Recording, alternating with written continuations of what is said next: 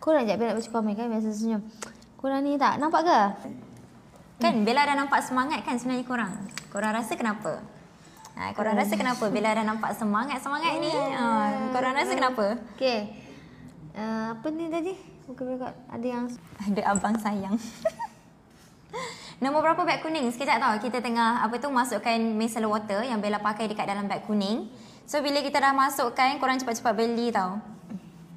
Fokus depan, suara-suara kat belakang. Korang rasa suara kat belakang tu ada siapa? Ceng ceng ceng. Letak YB kat beg kuning Bella bagi ke? Letak YB dekat beg kuning. Hah? Ada orang. Ada orang suruh. What? Okay, tak. Ada orang nak beli YB lah Bella. Kena tanya dia. Dia tidak boleh dia beli. Dia selalu cakap macam tu.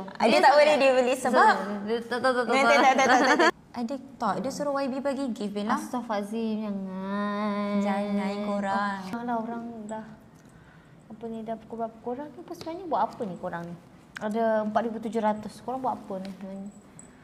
Masih berkilat-kilat muka Bella ni.